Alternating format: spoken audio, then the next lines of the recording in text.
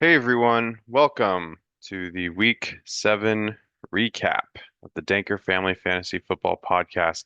I am back, although you probably can't see me because I don't know what's going on. There's some weird footage issue or video issue on my end. I'm almost certain I'm set up correctly, but for whatever reason, it will not show my face. So hopefully I get this fixed eventually. But for now, might as well just go over and just share my screen. I'm allowed to share the screen, so that's interesting, but I can't record the image of me talking, but it's okay. You don't even need to see me anyway. So yeah, let's go over what happened in week 7. I'm glad to be back. Thank you again to Nels, aka my dad, to who did a great job last week in my place while I was moving all my stuff from my old place to my new place. So much appreciated, Dad. Thank you so much. Hope you guys all enjoyed that, and I hope you all enjoyed Theo and Uncle Tom's little thing they did as well. I don't know if everyone had received that, but Tom had emailed out a audio file of them talking about fantasy. So, but anyway, let's get into it. Here are the standings. So after week 7, so Carey is still leading the way in the Danker League, having 6 wins and 1 loss. Then you have John Lopp in second. So we got the Lopp family is currently winning the Danker League. How about that? So, yeah, Carrie and John, little husband and wife rivalry going on in the top two, and I believe they play each other this upcoming weekend too. So, interesting battle for first place coming up. Then we have this group of four, literally four players with 4 wins, comprising of Ben, Tom, Garrett, and Nels. Tom starting to fall down a bit. He was off to a hot start, and now he's not doing so hot.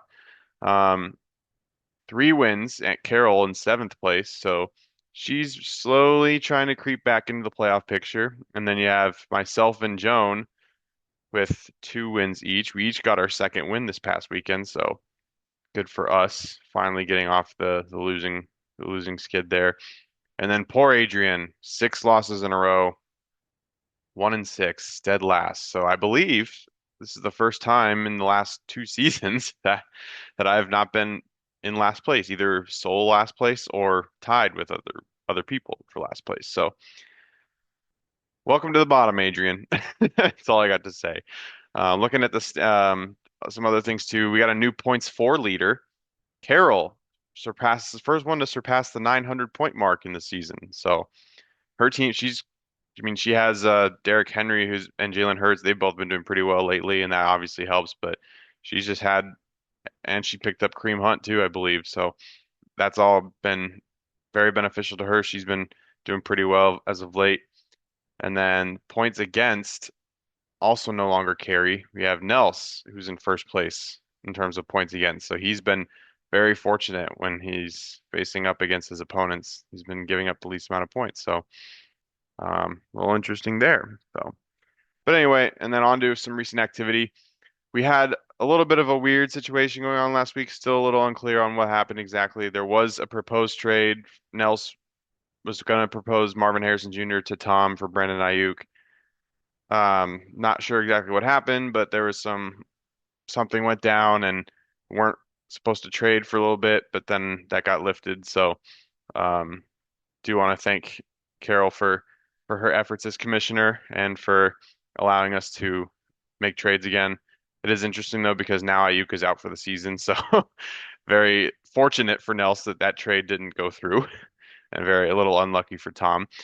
Um, and then Tom ended up trading away Jamar Chase to John Lopp for 2 Jets receivers, Devontae Adams and Garrett Wilson. So very interesting. Who would have thought that? Um, So yeah, we'll see how that trade works out in the future. But going to the week 7 scoreboard here. First matchup of the weekend, myself versus my dad, me versus Nels. I got my second win of the season. I narrowly escaped with a Monday night thriller. It came down really to me having Mike Evans and Chase McLaughlin and Nels having Marvin Harrison Jr. And boy, did we both suffer through that night because Mike Evans was off to a hot start. He had 9 points early, and then he gets hurt and he's out for the rest of the game. And then Marvin Harrison Jr. is playing the rest of the night, and he just doesn't do anything. So we're both on edge Monday night, just obviously each hoping for different outcomes. Um, but yeah, that was intense. Narrowly escaping with the win. I got bailed out basically by my Jaguars players, Tank Bigsby and Brian Thomas Jr.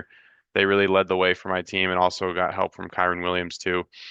I had the third lowest score of the weekend, yet I still won. So very fortunate for me. I'm definitely not doing well in terms of points for. It's definitely been a challenge getting points for me. So anytime I can take a win or anytime I can get a win, I'll take it. Um, for me though, I'm starting to have some wide receiver depth issues now, obviously with Mike Evans getting hurt and with Jameson Williams being suspended for 2 games for pending for PEDs. So my wide receiver depth is definitely in a bad spot. Now I did pick up Romeo Dobbs over the last couple days, so hopefully that helps. But yeah, not good for me when it comes to the wide receiver group. Um, so that's definitely going to hurt. But I did pick up Kate Otten, so hopefully, and with Evans out and also with Chris Godwin getting hurt, who knows? Maybe that helps Kate Otten. Maybe brings up his production a little bit, becomes a solid tight end option for me. For Nels, a brutal loss, especially because he had Jane Daniels, who had been one of the better quarterbacks in fantasy all season. He just got hurt early in that game against Carolina, and that obviously hurt him, right? Because he only needed about 6 more points just to get to the same points I had. Um, and also his wide receivers not doing anything, right? He only got a total of 5.9 points, basically 6 points from both wide receivers. So that obviously hurt him. And especially when you have players on your bench like George Pickens and Javonte Williams and even Baker Mayfield, right? I mean, it's all shoulda, coulda, shoulda, woulda, right? He had more players in his starting lineup with double digits than I did, yet he still lost, and it really just came down to the Monday night where my 2 players just barely did enough to beat out Marvin Harrison Jr. So, and one other thing about Nels, his bench outscored his starting lineup 98 to 97, literally by 0.16 points. So very brutal to take that, especially when there's less players playing on your bench. But just absolute brutal way to lose a fantasy matchup there. So sorry, but also not sorry, Dad. Um, one thing to consider for him, maybe George Pickens. He played well last week. He has another favorable matchup this next weekend against the Giants. So maybe potentially look for him to start Pickens over someone like Marvin Harrison, who's really struggled lately, and he's playing against a tough Miami secondary. So we'll see what sort of decision Nels makes as far as his wide receiver matchups goes for next week. And then also a good thing for Nels is his running back depth is starting to look strong again, especially since Nick Chubb coming off of injury. I mean, obviously he didn't play that much, but he had a solid performance, got a touchdown in his return. And obviously Javonte Williams played well. Now, was that just based on his matchup or are things starting to, take shape in Denver for the run game? Who knows? But I mean, it's looking good, especially now that Tua is coming back for Achane, and Achane really seems to play a lot better with Tua at quarterback for some reason. So we'll see if that really helps Achane's performance as well. So I think if you're looking at things on the bright side for Nels, his running back depth is definitely taken or it's definitely improved a lot. So that's good. Now moving up to the next matchup, Joan versus Ben. Joan also getting her second win of the season, and Ben also, just like Nels, getting his third loss of the season. So very happy for Mom. Lamar Jackson led the way on Monday Night Football for her to come back and beat Ben. She was down heading into Monday night, but Lamar doing Lamar things, having another 30 plus point performance, um, sealed the win for her. Obviously, yeah, Lamar was the high scoring player of any starter at least in our league. So Lamar Jackson really stepped up there for her. Plus, also the Broncos defense just absolutely going off. And AJ Brown, his third game back, he did pretty well too, almost getting 20 points himself. So those three obviously were key for Joan and her victory. Um, One thing to look at, obviously, starting Algier, like her receiver struggled a bit. Algier struggled. Um, Tank Dell getting no points. That's kind of brutal, but hey, it didn't matter. She ended up winning. So in the end, it didn't hurt her too bad. But Rashad White, 29 points on your bench. That's a little bit of an interesting choice to start Algier instead of Rashad White. But Rashad White had been struggling too. Now, Rashad White might be in a better position now that the two top receivers in Tampa Bay are hurt. So very good chance Joan probably starts Rashad White a little bit more moving forward because he's now one of the top production options in Tampa Bay. And then also maybe, Jackson Smith and Jigba, will he have a couple of good weeks now that DK is hurt? Again, we don't even know how long DK is going to be out, but it's very possible that we see some high performances from JSN moving forward for the next few weeks here. So definitely something to keep an eye on. And also don't give up. I would say one thing to Joan, don't give up on Tank Dell quite just yet. I know he's struggled, especially whenever you start him. He seems to struggle, and whenever he's on your bench, he seems to go off. But Houston's got some favorable matchups moving forward, and especially with Nico Collins out for at least a few more weeks, I still think there's some optimism with Tank Dell there. Um, Using him as like a flex move, maybe moving AJ Brown to wide receiver two, and then moving Tank Dell to flex. But again, it's totally up to her. That's just what I think about it. Looking at Ben's side, definitely a tough luck loss. He was leading this matchup going into the final game, but when your last opponent's last player is Lamar Jackson, who's the number one player in fantasy right now, um, yeah, it's kind of expected that they're going to go off, and so just tough luck loss for Ben. I mean, and honestly, looking at his bench, there really wasn't anything he could have done differently to make up for it. He just had down games from Joe Burrow, Alvin Kamara, and even Younghoe Koo. So usually you see Koo getting double or at least close to double digits, but Atlanta just didn't really score enough points for him to score. And obviously Stevenson not doing well too. He really has kind of been a roller coaster of a player this season too. He hasn't really been consistent. But yeah, having Kamara and Burrow really not holding up their end of the bargain definitely hurt.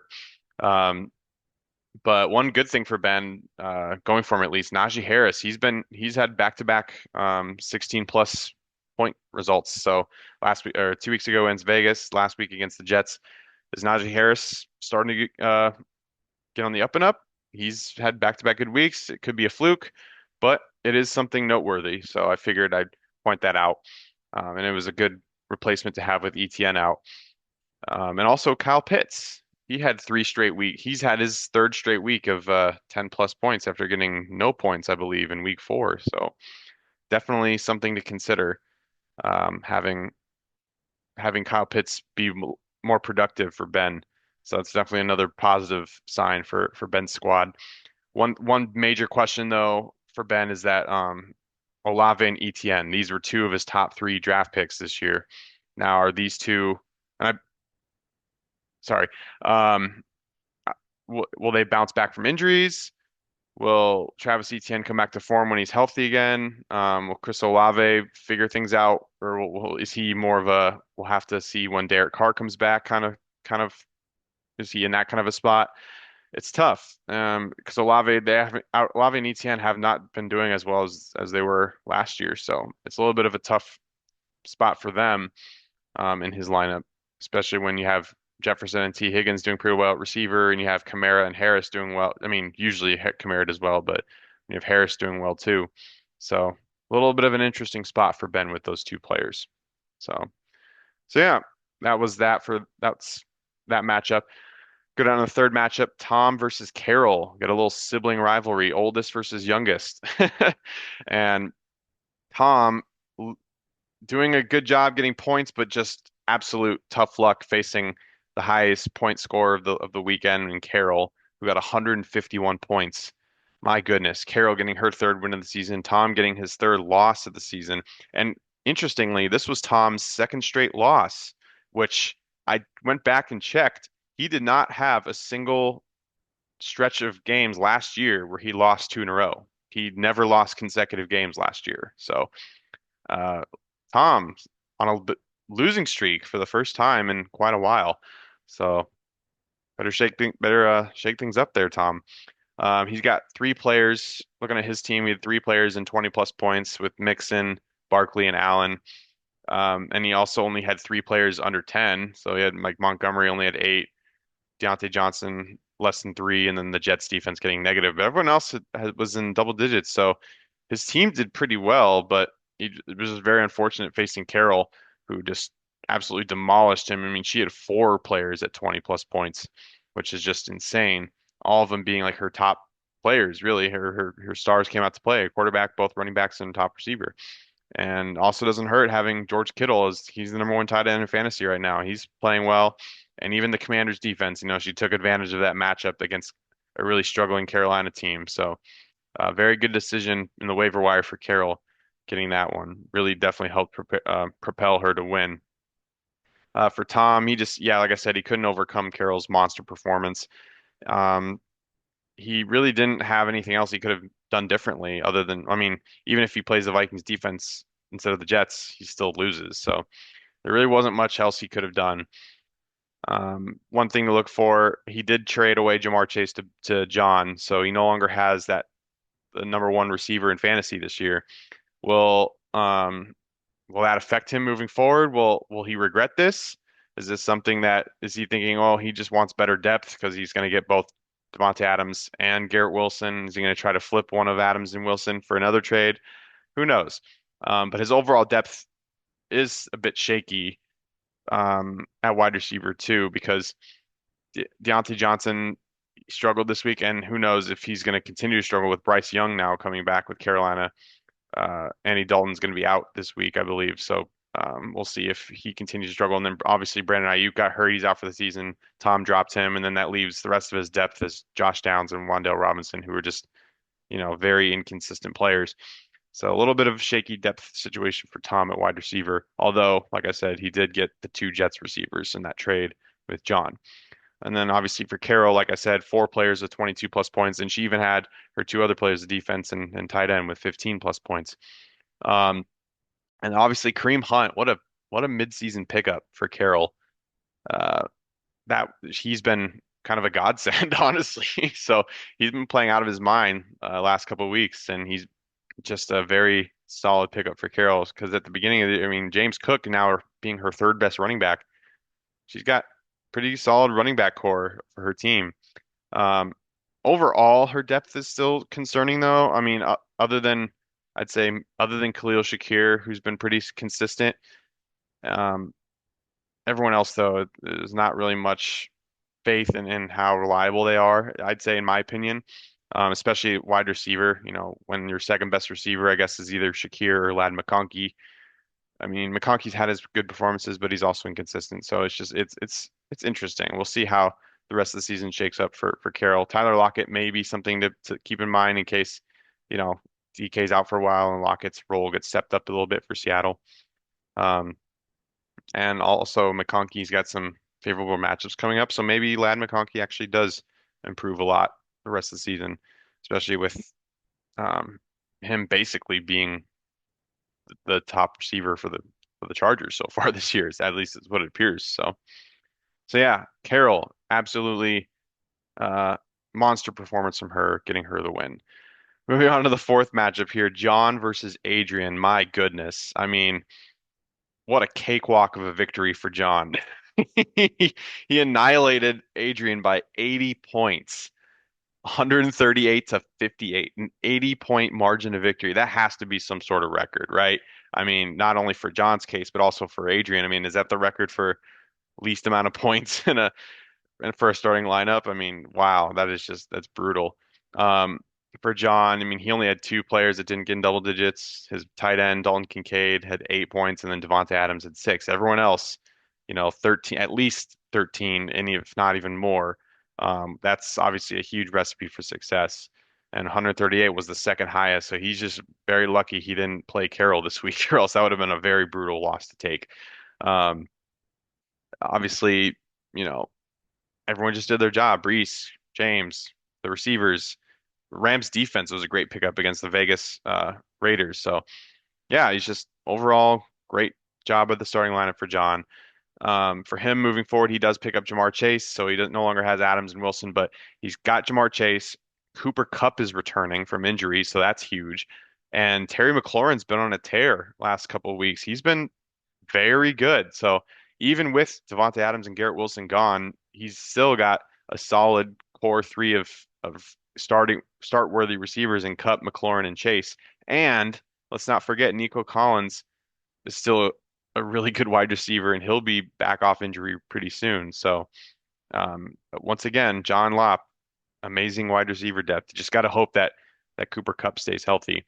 Um, and then really the only real position of weakness on John's roster is the quarterback. I mean, even then, like Geno Smith had a pretty solid game with 17 points, but other than that, didn't really do much. But yeah, he's had that's obviously Dak Prescott's been struggling too. So I think quarterback's really the one position of weakness for John's team. And also his running back depth could become a concern if Hall or Connor get hurt. Moss has been okay. He's had some up and down games. I don't. Bucky Irving's okay too. He just got hurt though, I think. So maybe he's hoping when Jonathan Brooks comes back eventually when he'll make his NFL debut that he takes a step up. So running back depth is a little bit of a question mark for John too. But other than that, this team's looking pretty good. Adrian, again, sixth straight loss to take sole possession of last place in the league. Um, just an absolutely brutal performance. He only had one player in double digits. That was Kyler Murray. Everyone else in singles. Like that is just absolutely insane. So good job to Kyler, but everyone else, nah, nothing. Um, and obviously it doesn't help having his top two draft picks from this year, Jonathan Taylor and Puka Nacua, are hurt. Now, apparently Puka Nacua might be back tonight on Thursday Night Football against the Vikings, so that would be kind of a good boost to have for Adrian.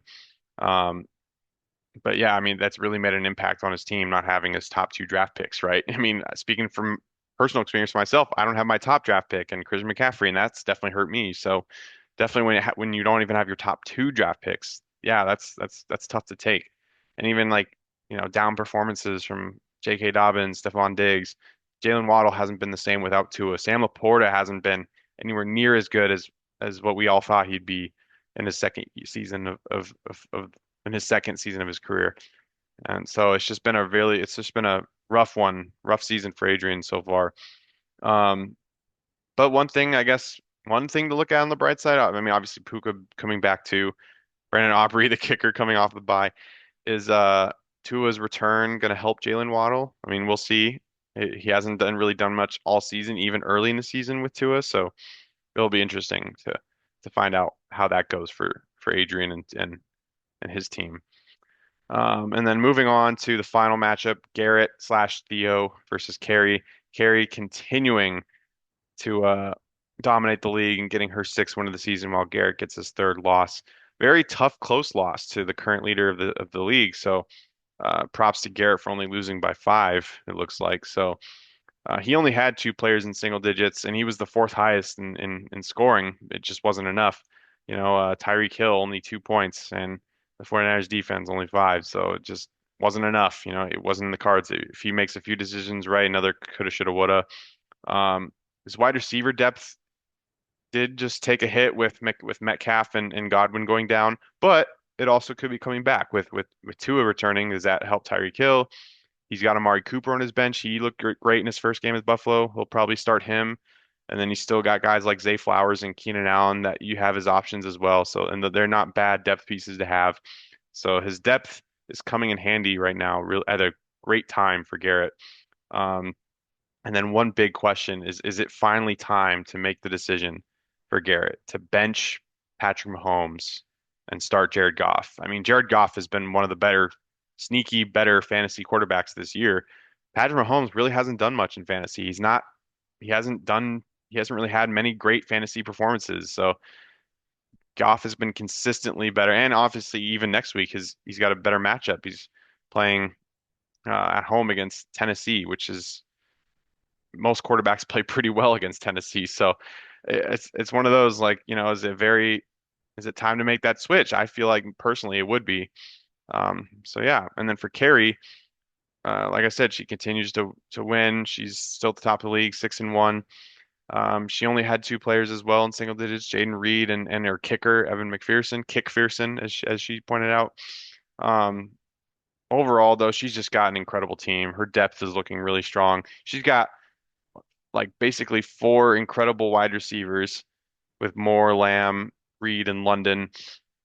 She has a it's a good problem to have. And even then, like her running back depth too. She got Gibbs, Brian Robinson, and Kenneth Walker. Like so, she's just gotten in great depth. And Jordan Love being a solid quarterback to have in fantasy too. Trey McBride.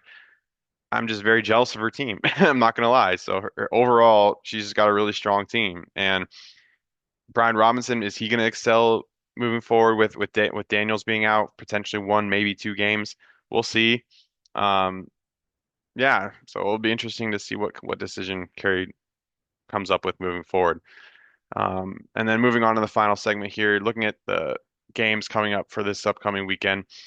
Carroll versus myself, I'm not gonna lie, I'm very scared because Derrick Henry is absolutely killing it, and Kareem Hunt, he's been killing it as well.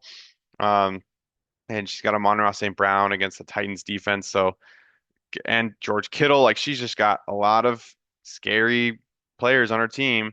So for Carroll, the key to her success against me would be for looking for her star players to stay hot and to ride the momentum from last week onto this week. For me, I really just need a bounce back performance from CJ Stroud. He was just not good at all against Green Bay. Now, I was happy about that personally, but as a Packer fan, but like as for my fantasy, it didn't help, even though I ended up winning barely. I really need CJ Stroud to do well. I need DeAndre Swift to continue his success off of bye, and I really need whoever I pick at tight end, whether it's Kate Otten or Jake Ferguson, to really step up as well. So definitely a concern for me on that matchup against Carroll. Nels versus Joan. We got a husband and wife rivalry here. For Nels, very simple. Can Baker Mayfield perform without his top receivers? And if he doesn't play Baker Mayfield, if it's Jaden Daniels, is Jaden Daniels going to be affected by his rib injury? So it just depends. Obviously, I think it'll be smarter to start Baker anyway, but will he be that affected without Evans and without Godwin? And for Joan, in my opinion, it really comes down to who she's going to pick for flex. Now, obviously, right now she's got AJ Brown in flex. I really consider him wide receiver two, not flex. So when I say flex, I mean Tank Dell's spot. So is she going to go with Tank Dell? Is she going to go with Debo Samuel if he's healthy? Is she going to go with Jackson Smith and Jigba? Does she surprise everyone and go with a running back like Algier or Justice Hill? I think that's going to be key for mom is that whatever decision she makes at that flex position. Um, and then moving on to the third game, struggling Adrian versus Tom, who's also been struggling, two straight losses for him. Both of these teams are in losing streaks, so one of these streaks is about to end. For Adrian, very simple. Will the early season trade with Tom retraded Josh Allen, where they traded quarterbacks? Adrian traded Josh Allen to Tom for Kyler Murray. Will that trade come back to bite Adrian this week? Josh Allen's on the road, so he usually struggles on the road, but Kyler Murray's also on the road and he's facing a tough Miami pass defense. So for me, I think that's one thing to look at. And then for Tom, all I got to say is you better hope you don't regret trading away the number one receiver in fantasy in Jamar Chase. You better hope that the Jets figure it out and that Adams and Wilson start to click with Rodgers and that you don't have to rely too much on your running backs. I mean, maybe your running backs and Josh Allen does enough to propel you to a win, but I just really hope you don't regret that trade. And then another husband and wife matchup, John and Kerry, the top two teams in the league, first versus second, battle for first place here. For Kerry, will having the better quarterback, Jordan Love over John, who just picked up Sam Darnold, is that going to be what gives Kerry the edge in this matchup? I mean, they both have really solid starting lineups, a lot of good depth at wide receiver, good solid starting running backs on both sides. So to me, it really is going to come down to this quarterback matchup. Is Jordan Love going to continue success in on the road in Jacksonville? Is Sam Darnold going to do well against the Rams on a short week Thursday night? We'll see. Um, and also for John too, will Jamar Chase, will that trade work out, and will Cooper Kupp return to form coming back from injury? Obviously, that's huge for him too. you don't want him to go out there and then re-aggravate his injury. So, and then final matchup, Ben versus Garrett slash Theo. Couple of 4 and 3s. Winner trying to get into that second slash third place tier of a spot. So it was another key matchup. For Ben, obviously for him, I think the one thing to look at is the decision he makes at flex, kind of similar to Joan. Does he stick with the struggling Ramondre Stevenson? Does he go with a healthy Etienne or a healthy Olave, or does he kind of surprise everyone and go with a more matchup-based pick like a Cortland Sutton against Carolina, or does he go with someone like Jordan Addison? I mean, it's Thursday night, so I don't know if he'll pick some for tonight. Probably get some more time to wait on one of the other guys. So for Ben, for me, it really, I think it just comes down to whoever he picks at flex. And then for Garrett, will he finally start Jared Goff over, or Garrett and Theo, I should say? Will he finally start Jared Goff over Patrick Mahomes? I think that's going to be huge. And obviously, whoever he picks as his third receiver, Tyreek Hill, Amari Cooper, I think are for sure starters. And then if he decides to go with Keenan Allen, which right now it looks like it is, or if he decides to go with Zay Flowers, yeah, we'll see. So I think that's going to be key for Garrett. So that's the video.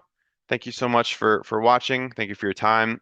Wish you all best of luck in week 8, except for Carol. And yeah, hope you all have a great rest of your night. Thank you, everyone.